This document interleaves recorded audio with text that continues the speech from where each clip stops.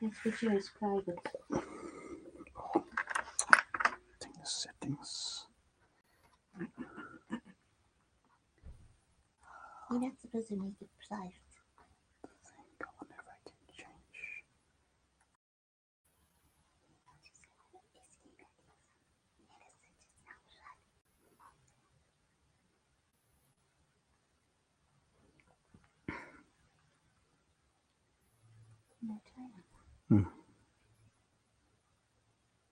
Should be the same link, I think. Let's see. Yeah.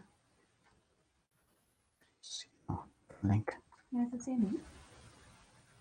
I even heard you say same link. I've got a different link here. Your WhatsApp is on.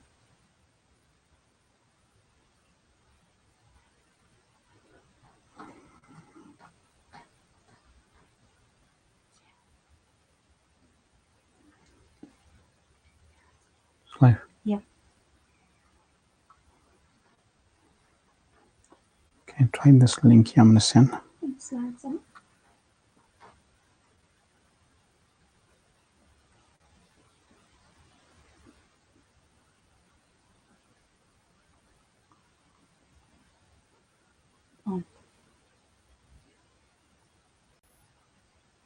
Say Hare Krishna. Hare Krishna.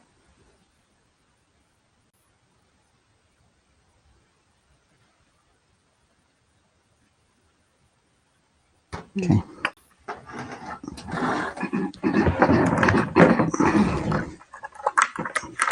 Let me just do this in case.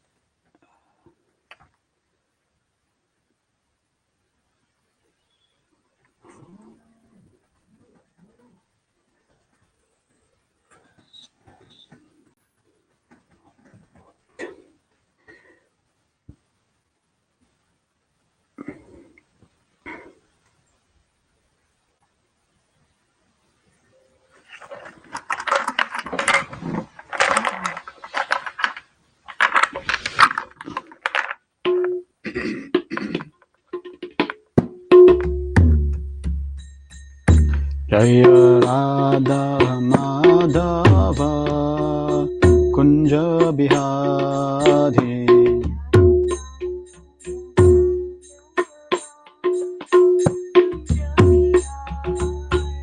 Jaya Radha Madhava Kunja Bihari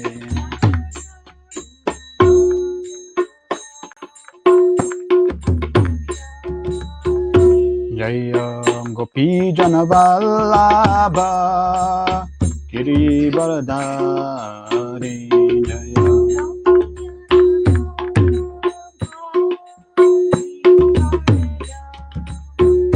Jaya Gopi Janavallabha Giri Baradari Jaya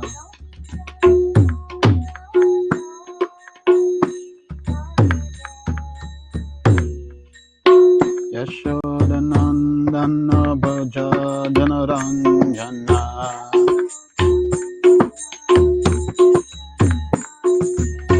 Yashodanandana Bhaja Janaranjana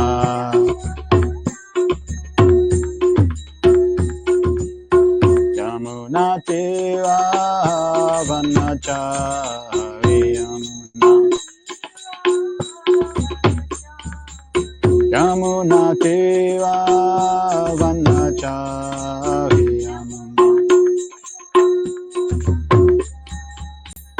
Jaya Radha Madhava Kunja Bihari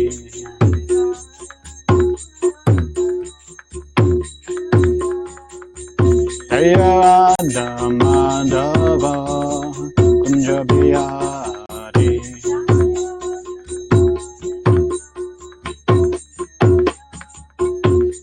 Gopi Janavallabha Giri Baradari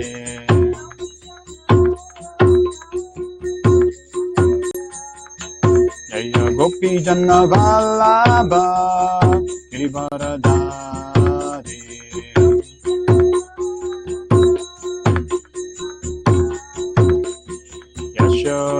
Nandana Braja Janaranjana Yashodanandana Braja Janaranjana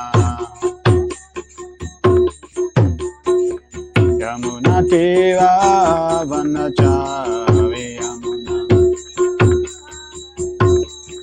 Yamuna Tiva Vanachari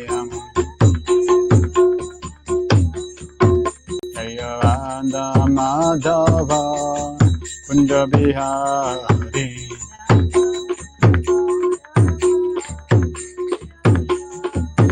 Jayavanda Madhava Kunja Bihari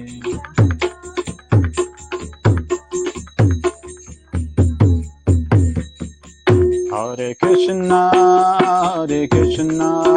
Krishna Krishna, Hare Hare, Hare Rama, Rama Rama, Hare Hare.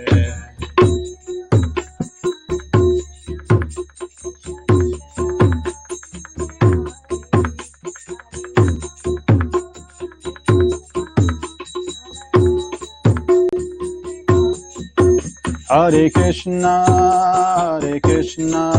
Krishna Krishna, Hare Hare, Hare Rama, Rama Rama, Hare Hare.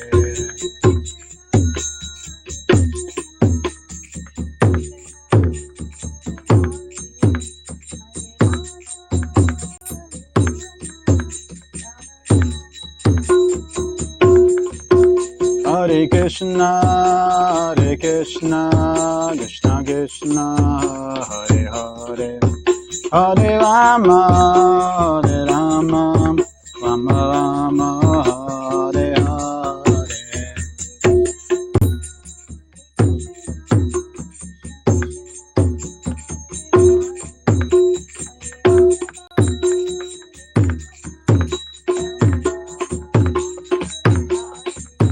Hare Krishna, Krishna Krishna, Hare Hare, Hare Rama, Rama Rama, Hare Hare.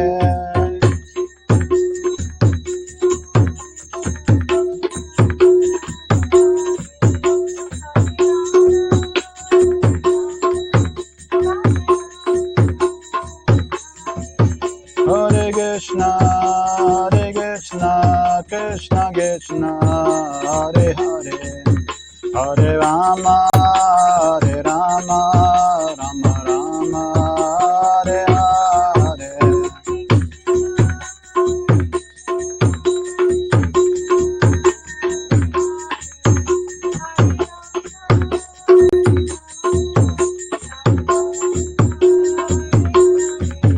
Jaya Prabhupada,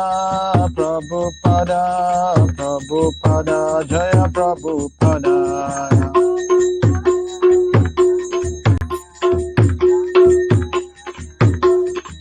Jaya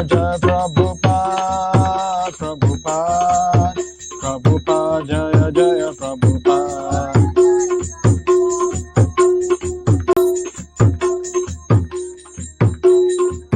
Nitango Haribo, Nitango Haribo.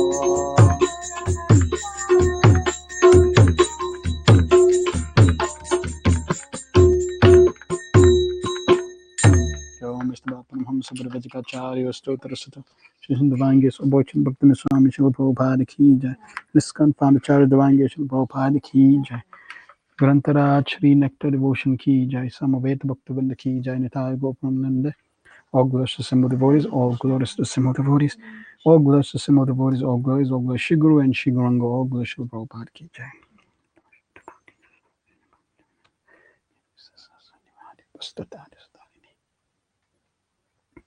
Om Namo Bhagavate Vasudevaya. Om Namo Bhagavate Vasudevaya. Om Namo Bhagavate Vasudevaya. Vasudevaya. Nice picture. Hare Krishna. So we are continuing with Nectar of Devotion, Bhakti Rasamrita Sindhu, chapter 28. This chapter is all about Sattvika Bhavas. Let us glorify the six Goswamis. Nana Shastra Vicharaneka Nipuno Saddharma Samstapako Lokanam Hitakarino Tribhuvane Manyo Sharanyakaro Radha Krishna Padara Vinda Bhajana Nandena Mataliko Vande Rupa Sanatano Raghuyugo Shri Jiva Gopalako.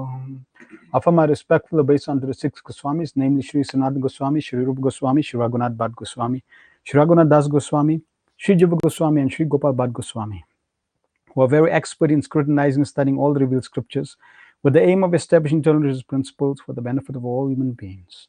Thus, they are honored all over three worlds and are worth taking shelter because they absorb in the mood of the gopis and engage in the transcendent loving service of Radha and Krishna.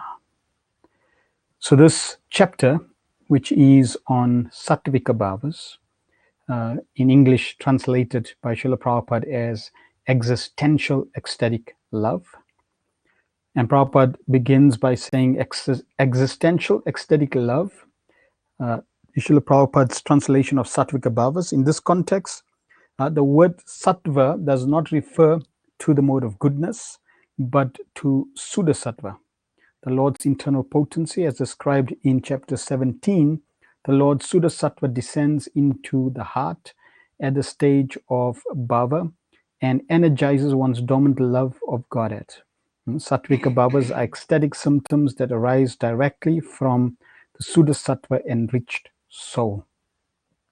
So this is an important aspect that one has to come to the Sudasattva platform and not, in fact, and transcend sattva, transcend the mode of goodness.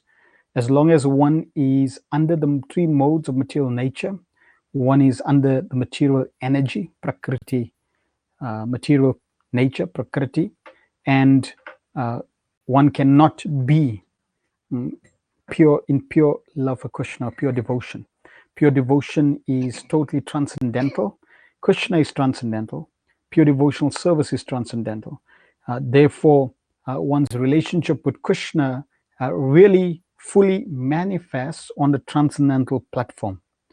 And thus, as sadhakas, our objective, our goal is to practice Krishna consciousness in such a way that we transcend, at least initially, the lower modes of ignorance and passion, and then come to the mode of goodness. And then from the good mode of goodness, we can eventually practice Krishna consciousness and transcend the mode of pure goodness. Srila Prabhupada explains in one lecture that the mode of ignorance basically allows one to live on the platform of sleep and laziness. The mode of passion allows one to stay in the material world, and the mode of goodness gives one knowledge. And that knowledge is meant to be used in relation to Krishna to transcend that mode, to ultimately come to the mode of Sudasattva.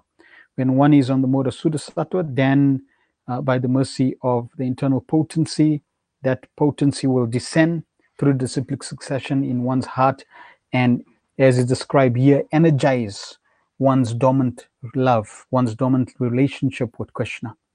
And on that level, one experiences different ecstatic symptoms, and those are the Sattvika Bhavas. So the distinguishing Sattvika Bhavas from Anubhav. Sattvika Bhav can be considered Anubhav because both are expressions which result from heightened affection for Krishna. However, the two are distinct in an important way. Anubhav involves a conscious decision how to suitably express one's ecstasy. Sattvika Bhav, however, is an unpremeditated, involuntary expression arising directly from spiritually surcharged consciousness.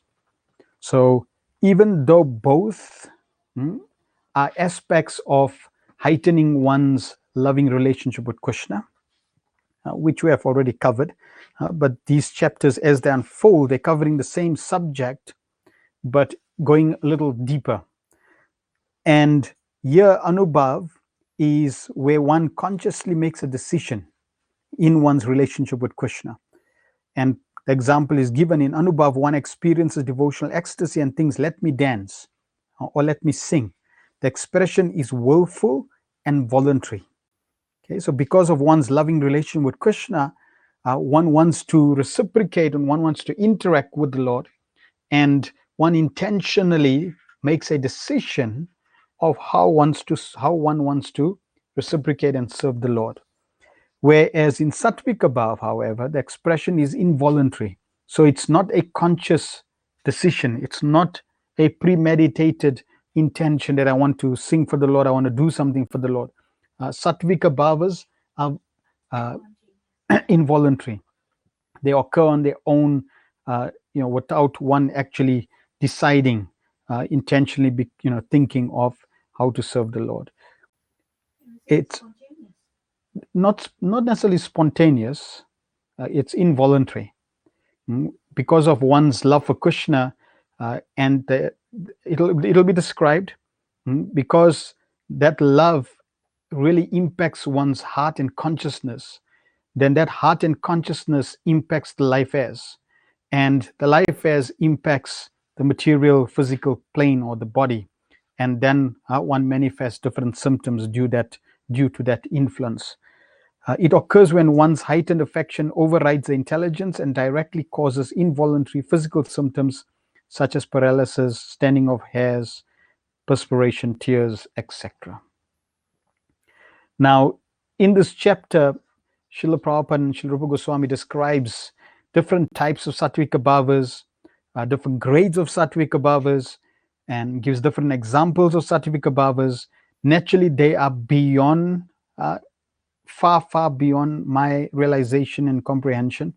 Therefore, we simply going through these chapters systematically, trying to associate and expose ourselves to these chapters. Srila Prabhupada has given the summary study of Bhakti Rasamrita Sindhu in Nectar Devotion, and he has mercifully given the summary of all these different chapters that Srila Rupa Goswami has given. So even though it's far beyond our realization, but it's there for us to appreciate the dynamic level or the platform of Krishna consciousness or loving Krishna. It's not static, but there's a lot of emotion, there's a lot of experience that is going, that the devotee actually experiences in loving service to Krishna. So the definition of Sattvika Bhava. Sattvika Bhav is an involuntary physical symptom occurring when emotions in the primary or secondary mellow intensely overpower the heart, chitta.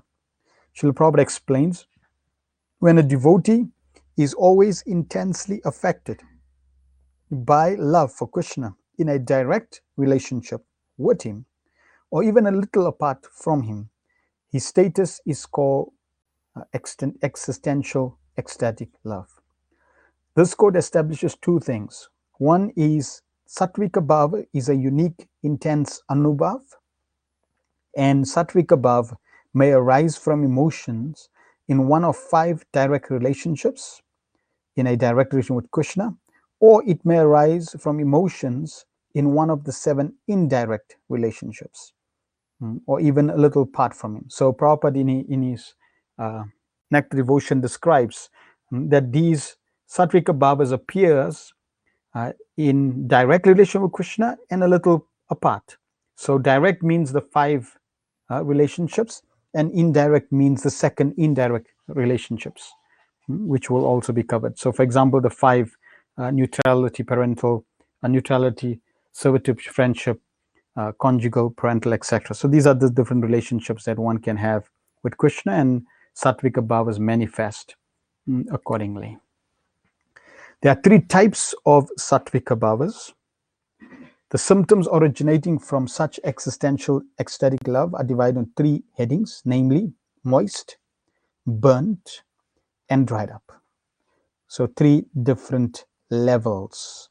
Snigdha, which is moist, ecstatic symptoms in persons who love Krishna, instigated by emotions arising from either the direct or indirect mellow. So this is the top level, the highest level of sattvika bhavas, therefore moist. Then there is digdha, burnt, ecstatic symptoms in persons who love Krishna, but who love Krishna not instigated by direct or indirect mellows. So the first one is where the cause is one's direct relationship, either in one of the 5 relationships or the 7 indirect relationships. In the second one, it's not these relationships that actually cause these ecstatic symptoms. Okay, it's other than these direct or indirect relationships. And then ruksha, which is dried up, ecstatic symptoms that seem to appear in those with no love for Krishna. So these are the different categories. The first one is greater, then the second one after that, and then the third one, ruksha, which is the third category. Now we'll go into further explanation of these, or descriptions. Srila Prabhupada goes into further descriptions of these. So snigdha, sattva, bhava, the moist existential ecstasy. There are 2 subdivisions of snigdha sattvika bhavas, moist existential ecstasy.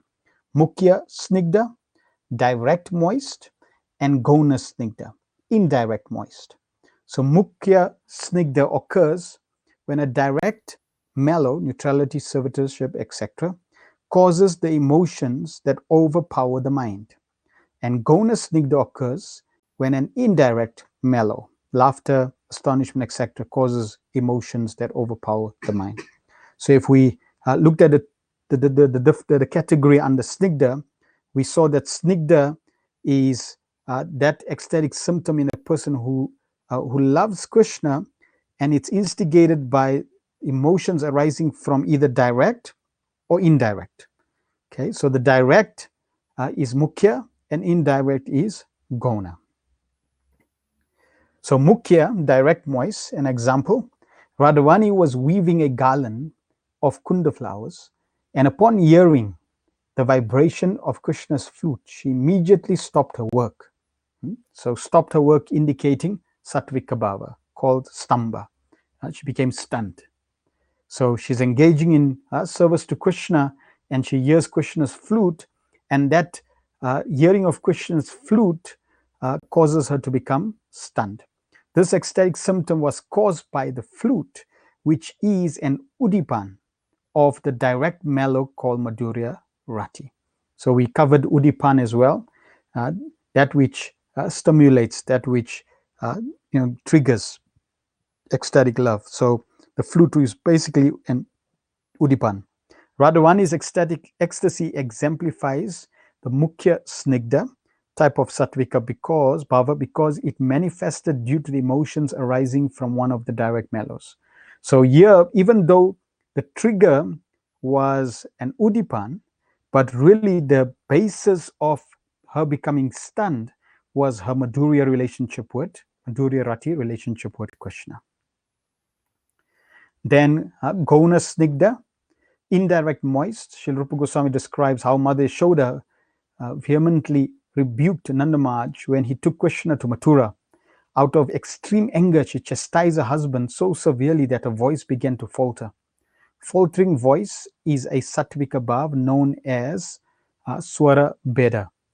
This ecstatic symptom manifested from emotions in one of the 7 indirect mellows, krodha, anger. Therefore, Mother Yashoda's ecstasy exemplifies Gona Snigdha type of sattvika bhava.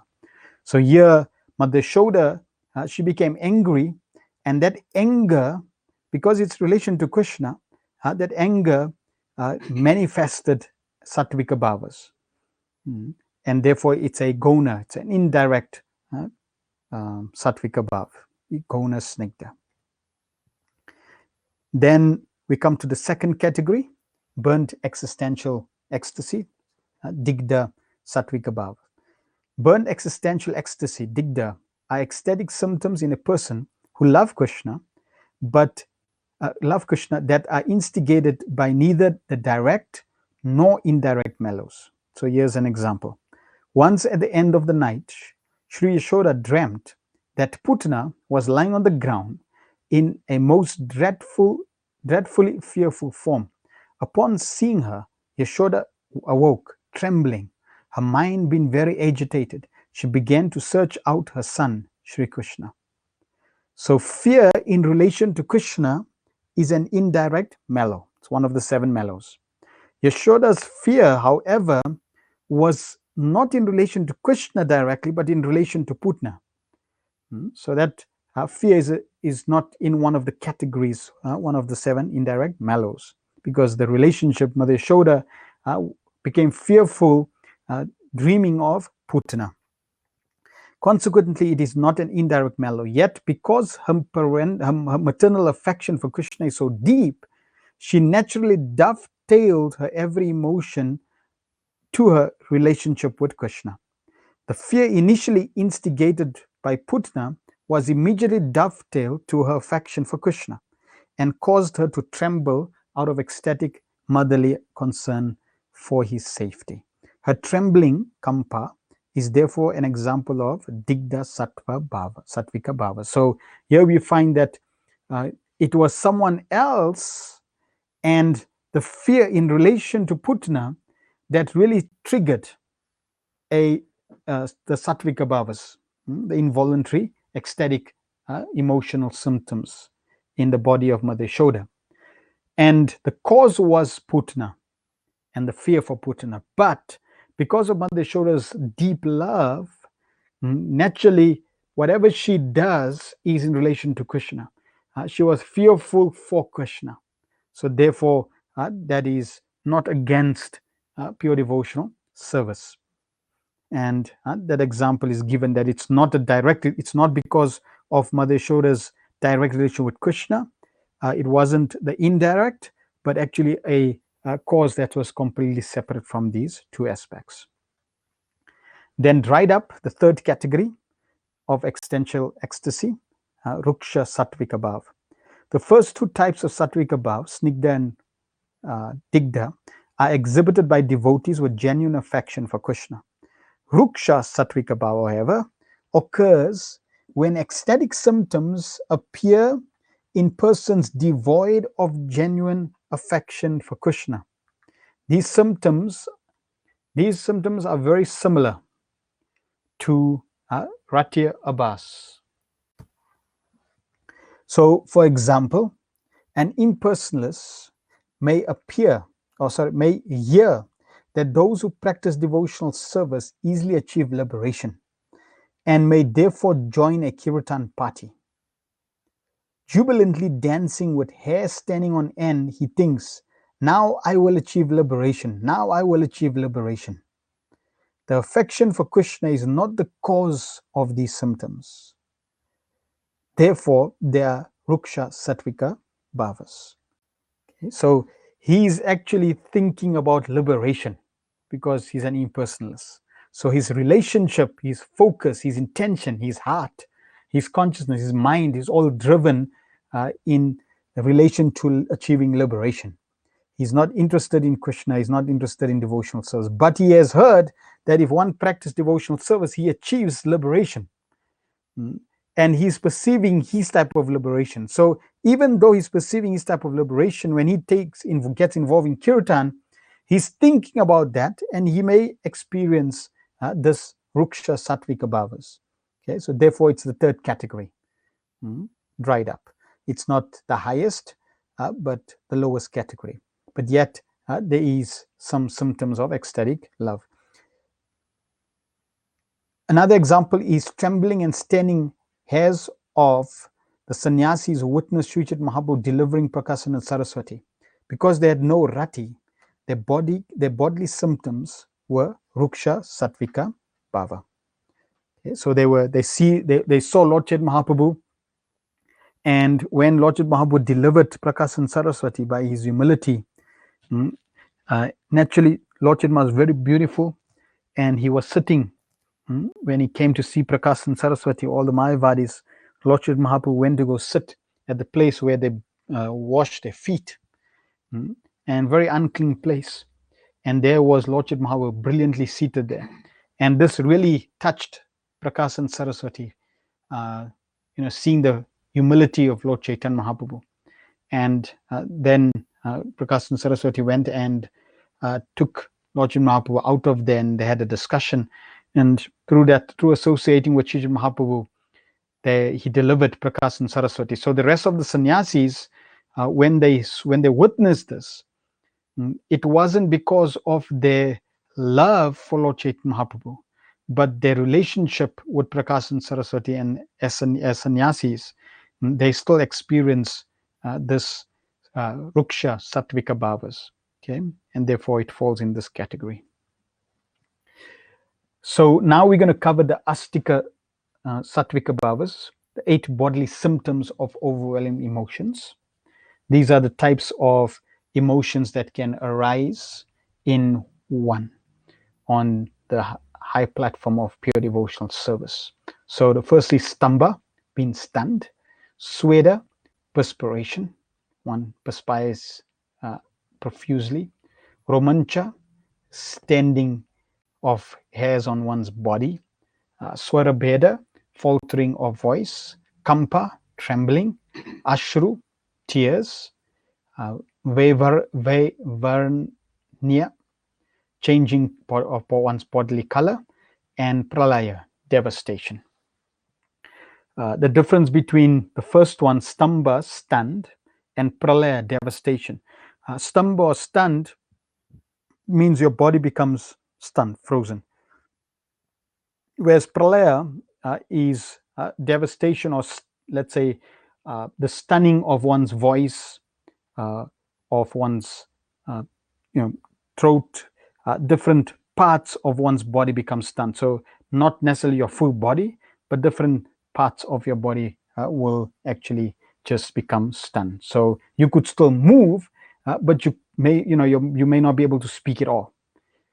Compared to the fourth one, where your voice falters, so you can still speak, but it's faltering.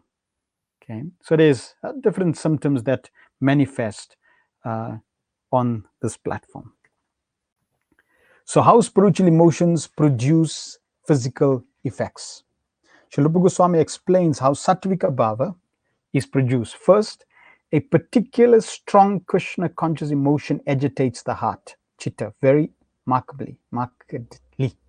Now we have to understand that all the symptoms manifest in Krishna consciousness based on one's intense affection to Krishna. That's the underlying basis. Okay, and this emotion really agitates the heart or chitta. Then the strongly agitated mind disturbs the life airs. Next, the dislodged life airs. So because the life airs become disturbed, they would cause disturbance in the body. Just like I'm sure many of you have, we all have this experience when we have gas in the body. It really can disturb one, agitate one's internal organs, sometimes cause pain. Okay, it's described when one is leaving this body, then all the life airs in one's body, they all become disturbed. There are 10 different life airs, and they have different functions. So for example, one life air, it pushes down; another life air pushes up; another life air may have a different function. So they have specific purpose and specific functions when they in harmony. But when they become disturbed, then they can create havoc in the body. So due to one's love, then and the mind being agitated, then the mind impacts or influences the life airs. And the dislodged life airs context and disturb various physical elements in the body: earth, water, fire, etc. These disturbed elements cause a physical symptom or spiritual ecstasy. Depending on which element the life air contacts, a specific symptom will be produced. For example, one sheds tears when the life airs contact the body's water element. One perspires when the life air contacts the body's fire element.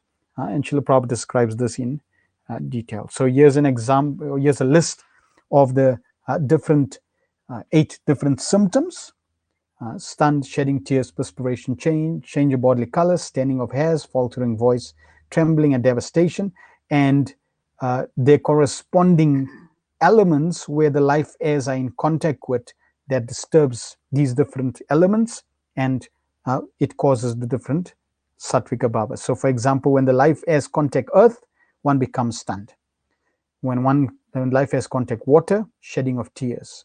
When it contacts fire, there's 2, perspiration or change of bodily color. Air, there's 3, standing of hair, faltering voice, and trembling. And then ether or sky, devastation. Ecstasy always exists in a pure devotee, but he only sometimes manifests them as external symptoms.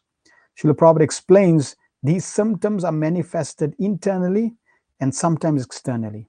The pure devotee always feels such symptomatic expressions within himself. But being afraid of outsiders, he does not generally manifest them externally. Okay, so the pure devotees, they have these ecstatic symptoms, but they try to, they try to maintain them, try to keep them internally. Naturally, the more intense these symptoms are, they will just, manifest, but they're always existing. So the specific causes and effects of specific ecstatic symptoms. Each ecstatic symptom has specific emotions that cause it. For example, the symptom of being stunned is caused by ecstatic tribulation, fearfulness, astonishment, lamentation, or an anger.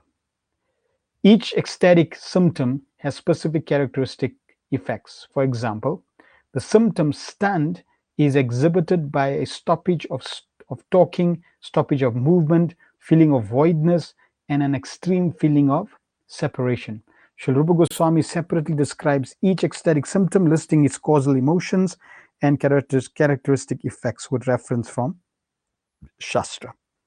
Okay, so there are different, when one experiences these ecstatic symptoms, then there are other different manifestations, feelings that one experiences, okay, which then embellishes, enhances one's relationship with Krishna. Okay? So in this way, all these aspects, all these sattvika bhavas, they really are there. One is revealing the relationship or the experience that the devotee is feeling in relation to loving Krishna. At the same time, they're enhancing that relationship, and the Lord is always using everything to heighten, to strengthen that bond between him and the devotees. So, for example, stamba, becoming stunned, it causes tribulation, fearfulness, astonishment, lamentation, and anger.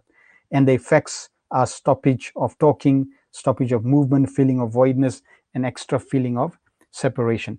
And Srila Prabhupada goes and explains some of these, the different sattvika bhavas. Srila Rupa Goswami takes each one and gives all these different causes and effects. What we're going to do is we're just going to take stamba as an example and go through that as an example.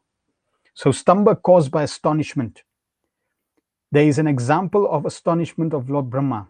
It is explained in the 10th canto, 13th chapter, verse 56 of Srimad Bhagavatam, that when Brahma understood that the coward boy was the Supreme Personality of Godhead himself, he became stunned. All of his sensory activity stopped when he saw all the coward boys again, along with Krishna. Lord Brahma was so stunned that he appeared to be a golden statue with 4 heads. Also, when the residents of Vraja found Krishna had lifted Govardhan hill with his left hand, they became stunned. Although not explicitly stated in translation, it is obvious that astonishment is what caused Vrajbasis to become stunned. Then stamba caused by lamentation. Astonishment caused by lamentation was exemplified when Krishna was entering into the belly of the Bakasura demon, and all the demons from the highest planet became stunned with lamentation. So these are different examples of, that what when the devotees are influenced by sattvika bhavas, then these are different causes that manifest. So the renaming sattvika bhavas. So remaining means the balance of the sattvika bhavas. Srila Rupa Goswami obviously lists that. We're not going to go into that. Srila Rupa similarly illustrates each cause of stamba. Srila Prabhupada has included many of these verses in his summary study, and we are discussing only one symptom of stamba. By applying this paradigm to each of the 7 remaining symptoms, the reader can appreciate them all. So restating the distinction between Anubhav and Sattvika Bhav, Srila Rupa Goswami again stresses the distinction between Anubhav and Anubhava and Sattvika Bhava. Anubhava is an ecstatic symptom that results from heightening affection for Krishna, and Sattvika Bhava is an involuntary ecstatic symptom expressed without any involvement of will or intellect, which occurs when Sudasattva agitates the heart to a particular significant degree. And here, Srila Rupa Goswami is re-emphasizing this point again in this chapter and talking about the significant degree, because he's going to now explain that different degree, the intensities of that. Srila Prabhupada explained this very simply. Out of many ecstatic symptoms, the symptoms of being stunned is especially significant. Stamba, being stunned, and the other sattvika bhavas are uniquely significant or intense ecstatic symptoms, and that is what distinguishes them from Anubhava. Various intensities of sattvika bhava, so different degrees. If the emotion for Krishna is slight, the mind will be overpowered by a small degree of sattva, transcendental ecstasy. The mildly overpowered mind will only gently agitate the life airs, which will lightly disturb various bodily elements and thus produce a slight manifestation of sattvika bhava. So this is a very slight degree. If the emotion of Krishna is intense, the significantly overpowered mind will strongly agitate the life airs, which will markedly disturb various bodily elements and produce an intense manifestation of sattvika bhava. Thus, each sattvika bhava can manifest different degrees of intensity. Srila Prabhupada explains, according to the degree of being stunned, the vital force within the body become agitated, and due to such a state, the other ecstatic symptoms become altered. So it's not just that there's one level, but there's different intensities, mild, very strong, and extremely overpowering and strong. So there's 4 categories of intensity. These transcendental ecstatic symptoms gradually develop, and in the course of such development, they sometimes called smoky, sometimes called blazing, sometimes called shining. When various symptoms become manifest very prominently, the devotee's condition may be called bright, the brightest. Thus, there are 4 degrees of intensity. So starting from the weakest, and you can see the words also are very similar, in terms of gradation. Smoky, first level, very weak, the initial level. Mayeta, smoldering, smoky. Then Jwalita, flaming or blazing, which is a higher level. Then Dipta, burning, shining, a greater level. And then Udipta, brightly burning, the brightest, the highest level. Criteria for placement of these different categories. There are 3 categories that place an ecstatic symptom in one of these 4 categories. So these are the 4 categories that exist. Okay, so these are the 4 categories. And what places the different symptoms into these different categories are these 3 different aspects, you could say. So there's the aspect of duration, which means how long one is experiencing the different symptoms. Okay, so one is duration. For example, one may trembling briefly or for a long time. Then pervasiveness, one's hand may tremble or the entire body. So how pervasive is it on the entire body? And then intensity, the hands, the body may tremble slightly or profoundly. So these three aspects would categorize one's ecstatic symptoms into these different categories. So you could, for example, look at in Smoky, in Dumaita, that the ecstatic symptom is very short, very brief, and it's not all pervasive, and it's not intense. Therefore, it falls in this category. Okay, so this is how the symptoms are actually classified. Srila Prabhupada summarizes the three degrees are experienced for many, many years. That means long duration, and they extend to different parts of the body, pervasive. The phrase many, many years indicate the first criteria, duration, extend to different parts of the body, which indicate the second criteria, pervasiveness, and Srila Prabhupada implies the third criterion, multiplicity, in the upcoming paragraphs in Nectar Devotion. Exceptions. So now there are exceptions as well. The ecstatic symptoms of faltering voice and crying are localized by nature. Only the voice can falter. Only the eyes can cry. Thus, one cannot measure the intensity by how extensively they pervade the body. One must apply a substitute criteria. When crying, the substitute criteria for pervasiveness is the extent to which the eyes become swollen and blurred. Srila Prabhupada explains the shedding of tears, however, sometimes makes the eyes become swollen and whitish, and sometimes the eyes become differently focused. So we mentioned that the different categories, the different aspects that impacts or classifies the sattvika bhavas: duration, pervasiveness, and intensity. Now, because the symptoms are influencing a specific part of your body, so for example, your voice. Now, if your voice is faltering, it only falters where your voice is, doesn't falter anywhere else, doesn't influence anything else. Okay, or your eyes, tears can only come out from your eyes. The tears don't come out from any other part of your body. So because tears come out from your eyes, the symptoms of tearing, torrents of rain coming from your eyes, cannot be all pervasive. So therefore, the point here that's made by Srila Rupa Goswami Prabhupada is that if one is tearing, then that is one symptom. And let's say you could tear for a long time, so the duration is lengthy. But you cannot see the pervasiveness because you can't tear from any other part of your body. In order for us to measure pervasiveness, then another symptom, another criteria is used, and that is it starts to impact your eye. Your eye becomes swollen or becomes whitish, or it's differently focused. So in that way, that's how the pervasiveness impacts any localized, any focused area that's influenced by this ecstatic bhava. With faltering of voice, the substitute criteria for pervasiveness is the extent to which the throat becomes altered. Srila Prabhupada explains faltering of the voice may cause choking in the throat and extreme anxiety. So, point to note is that, as we mentioned, all symptoms are based on affection. All the ecstatic symptoms and all the stages of their intensity are based on rati, or strong affection for Krishna. None of the above symptoms can be manifested without the basic principles of strong attachment for Krishna.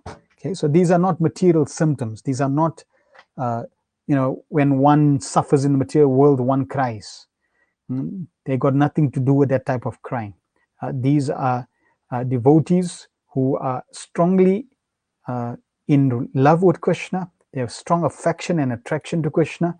And due to that strong, intense affection and attraction, rati for Krishna, they go through these different experiences. And as one progresses in Krishna consciousness, overcoming all one's anarthas, going towards nishta, ruchi, shakti, etc., then we may get glimpses of these different ecstatic symptoms, or bas, reflective symptoms, which will be discussed at the end of this chapter. Definition of the 4 categories. So, dumayita, smoldering. The ecstatic symptom is only slightly manifested and thus can be concealed. Srila Prabhupada explains in smoky condition of such ecstatic expressions, the symptoms could otherwise be hidden. So this one is a very shallow symptom. It's basically not visible. It's very slight, smoky, and it's basically hidden inside. This type of symptom was experienced by priest Garga Muni, who was performing some ritualistic ceremony in the house of Nandamaj. When he heard about Krishna's killing the Agasura demon, there were tears visible in his eyes. His throat was trembling, and perspiration overpowered his whole body. In this way, priest Gargamuni's beautiful face assumed a nice condition. Then Jwalit, this is flaming. The 2 or 3 ecstatic symptoms manifest simultaneously and are very difficult to conceal. When several such ecstatic symptoms are visible, the condition is called blazing.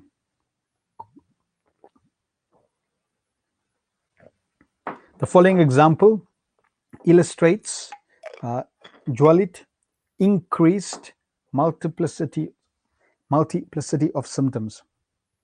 One of Krishna's friends told him, "My dear friend, as soon as I heard the sound of your flute within the forest, my hands became almost motionless. My eyes became full of tears, so much so, in fact, that I could not recognize your peacock feather. My thighs became almost completely stunned, so that I could not even move an inch. Therefore, my dear friend, I must acknowledge the wonderful vibration of a transcendental flute." This example shows the difficulty of concealing Jwalit ecstatic symptoms. The gopi addressed a friend, "My dear friend, when I heard the sound of Krishna's flute, I tried to hide myself from the reaction of the vibration, but still I could not check the trembling of my body, and therefore all my friends in the house could detect my attachment for Krishna without any doubt." So here we see how Krishna may use these different ecstatic symptoms to create different situations. The gopis in the house, she's trying to conceal her love for Krishna. She's serving her family members, and Krishna blows his flute, and those symptoms become manifest so that the family members actually see. And naturally, that would create intensity, that would create challenges in the family. But those, naturally, we know those challenges are completely insignificant to overpower the relationship and the love that the gopis have for Krishna. They are glorified as the greatest lovers of Krishna because no shackles could bind them. No ties, no family relationships could tie them. They broke all relationships to go to Krishna and surrender lives completely to Krishna. Then dipta, burning. So 4 or 5 ecstatic symptoms manifest simultaneously and are impossible to conceal. When ecstatic symptoms cannot be checked and they appear simultaneously in 4 or 5 categories, this stage of ecstatic love is called shining. Srila Rupa Goswami gives 2 examples, one of Narad and one of Srimati Radhavani. The second, "Dear friend, you are blaming the aroma of the flowers for the tears in your eyes. You are rebuking the air for standing the hairs on your body. And you are cursing your walking in the forest for your thighs being stunned. But your faltering voice reveals the cause is to be different. It is just your attachment for Krishna." This illustrates the multiplicity of symptoms and the impossibility of concealing that occurs at Dipta. Udipta, brightly burning. 5 or more ecstatic symptoms manifest simultaneously and very powerfully. The residents of Vrindavan exemplified this. "My dear Pitambara, because of separation from you, all the residents of Goloka Vrindavan are perspiring. They are lamenting with different words, and their eyes have become moistened with tears. Actually, all of them are in great confusion." Okay, so this is the fourth category. Now, if we go back, here we have the four categories: smoky, blazing, shining, burning, and we've covered examples of each. Now there's a fifth one. And the fifth one is Sudipta, which is not classified in the form. Okay, the Subdita. This is most bright. This level is unattainable by ordinary souls. Sudipta occurs when all the eight Sattvika bhavas manifest simultaneously with the highest possible degree of intensity. So if we look at the first one, then here there's a slight symptom, okay, very slight ecstatic symptom. Then Jwalit, there's two or three that manifest. Dipta, four or five that manifest. And Udipta, five or more that manifest. But Sudipta means all eight manifest. And not only all eight manifest, but they manifest at the highest intensity, highest degree. So this is the highest level of ecstatic symptoms. And this can happen only in Mahabhava of Srimati Radhavani and Sri Chaitanya Mahaprabhu. Srila Prabhupada mentions when the symptoms of ecstatic love become the most bright, that stage is accepted as Mahabhav. So that's only experienced by Sri Chaitanya Mahaprabhu, who's Lord Krishna himself in the mood, the heart of Radhavani, and Srimati Radhavani is one who really experiences this highest level of ecstatic love. Okay, and nobody else can experience. Those that are on a very high level can experience Udipta, but not Mahabhav.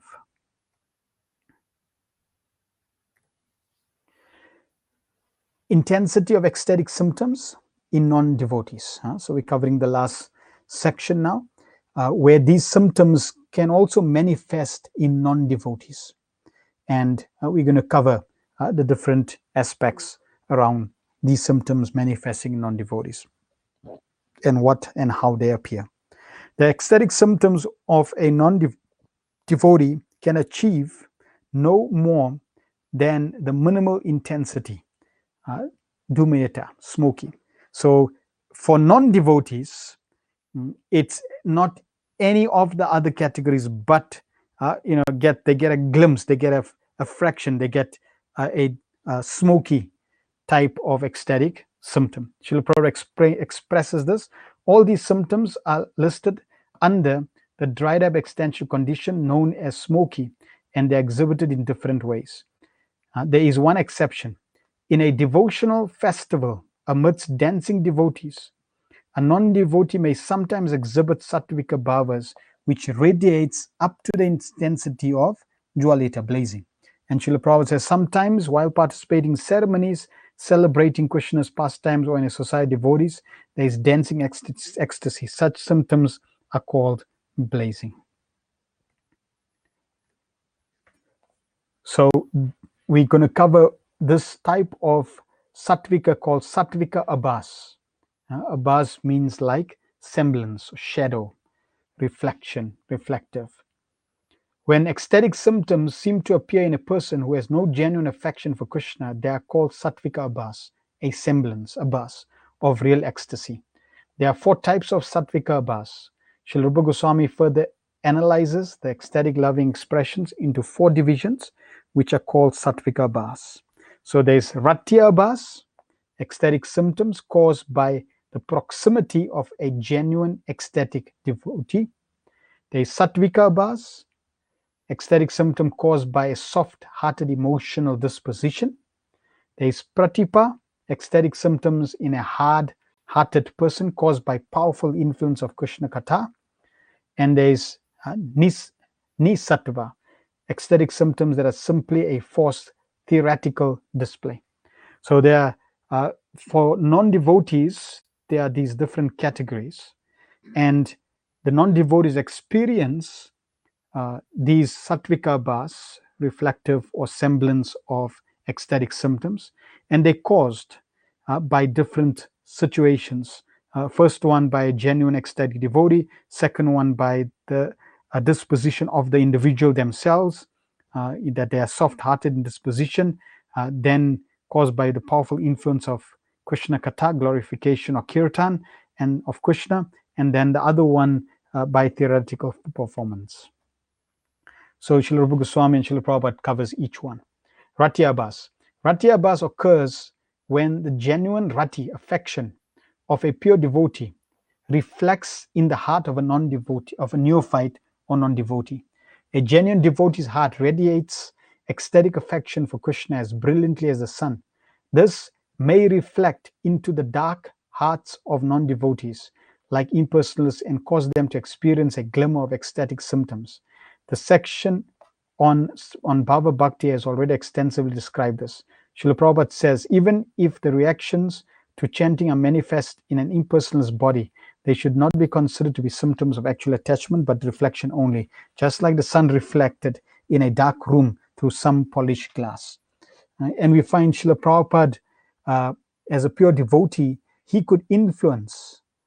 There are many pastimes of him influencing every person in the temple that came in contact with him at different times, where they would experience, you know, Shuddhakirti Prabhu mentions how he was reading Krishna book, and when Prabhupada was laughing when Krishna was killing the demon, then because Prabhupada was in ecstasy, went into ecstasy and was laughing uncontrollably, that ecstasy overpowered the hearts of those that were there, and they all started laughing. Then we know, uh, you know, Prabhupada, for example, when Prabhupada went to ecstasy, and sometimes he would just start crying, tears would come out from his eyes. Then the devotees would have that same experience. So in this way, this is how by the presence association of the pure devotee, because his heart radiates that affection of Krishna, it then impacts everyone around him. Sattvika Abhas. So there's Ratya Abhas is a reflection of genuine ecstatic love. Sattvika Abhas, however, has no connection with transcendent ecstatic love, reflective or otherwise. It is simply the soft-heartedness, emotional disposition that causes the semblance of ecstasy. Krishna's name or pastimes may by chance strike a chord in the heart of those who are naturally sensitive and emotional, and thus cause them to cry, etc. So someone may have no love, but their heart is very soft. You find in the material world sometimes when there are individuals, if the parent just shout at them, they start crying. So their heart is so soft. As soon as you say something to them, you just raise your voice a little and immediately become emotional. Those people who are soft-hearted like this, when they hear Krishna's pastimes, they may hear, for example, Mother Yashoda chastising Krishna. As soon as they hear that Mother Yashoda chastise Krishna, and they may, feel for Krishna, because they in that similar situation, they may start crying. So that type of Ratya Bhas, that reflection, is that a Bhas, that Sattvika Bhas may be there in terms of one's state, one's soft-heartedness. Then Pratipa, if a non-devotee appears to be exhibiting ecstatic symptoms, it may be due to the influence of genuine devotee, Ratya Bhas.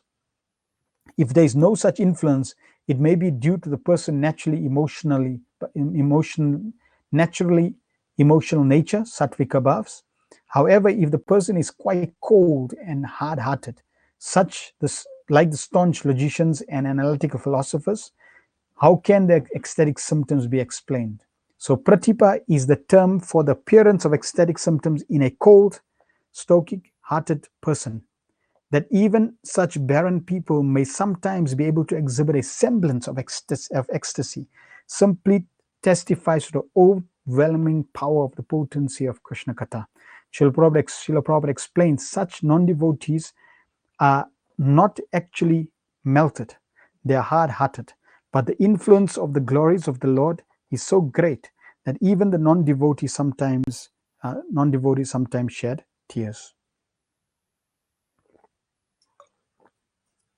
So if there is powerful Krishna consciousness, and there may be a non-devotee there, and his heart may even be cold. But because of the power of Krishna consciousness, they may get a semblance, they may get some slight experience. Not because of their heart, but because of the power of Krishna Katha. Then Nishattva, sometimes a person with no rati, affection for Krishna, and also without any of the above abhas, may display symptoms of ecstasy. They are simply actors and who can display emotions by practice. Physical display like crying, shivering are not necessarily transcendental symptoms of ecstasy. They can even manifest in people who are outright opposed to Krishna. Sometimes it is found that a non-devotee who has practically no taste for Krishna and who follows no rules or regulations can, by practice, make a show of devotional symptoms, even crying in an assembly of devotees. And the reason for discussing these sattvika bhas, Srila Rupa Goswami describes these various pseudo ecstasies, so one can distinguish between the real thing and imitation. Srila Prabhupada explains, although there is no need to describe these reflections of ecstatic love, Srila Rupa Goswami gives some instances where there is no actual devotion and such expressions are manifested. And we find Srila Prabhupada, he didn't want to display these ecstatic symptoms because if these symptoms are displayed and the devotees or the audience have the intention that, yes, I also want to feel like that, then that becomes the wrong goal. That becomes the wrong focus. Many people, in the material world are attracted through externals. They want mystic powers, they want opulence, they want relief. And that's not really the goal of Krishna consciousness. The goal of Krishna consciousness is to revive our eternal loving relationship with Krishna. And that should be the goal, that should be the object, to become eternally related in service to Krishna. Therefore, we find that acharyas would not generally reveal these ecstatic symptoms or not really show these ecstatic symptoms, even though they're experiencing them at every moment. And in some cases, yes, it may be too intense that they cannot hold them and cannot shield them. But at the same time, we have to understand that the experience of the sattvika bhavas is not the goal of Krishna consciousness. It is a byproduct. Our loving relation with Krishna is the most important aspect. And in that loving relationship, we may have different experiences. And one of those experiences fall in this category of sattvika bhavas. And that is why Srila Rupa Goswami is describing them. Yeah, because those sattvika bhavas will obviously intensify one's relationship with Krishna. And as you mentioned, that in the spiritual world, one's relationship with Krishna is dynamic. It's ever increasing. Anandam Buri Vadam. It is not static. In the material world, over time, one's relationship, achieves a climax. And sometimes people use the term, the flames out. That that relationship is burnt out. There's no fire there. But in the spiritual world, in relation to Krishna, that relationship with Krishna is intensely burning, brighter and brighter and brighter. And therefore, it's very, very dynamic. And that is why all these different ecstatic symptoms are experienced. And these ecstatic symptoms also enhances one's relationship with Krishna. All right, so that brings us to the end of this chapter. If there are no questions in the WhatsApp group, then we can end here. Thank you. Hare Krishna. Srila Prabhupada ki jai.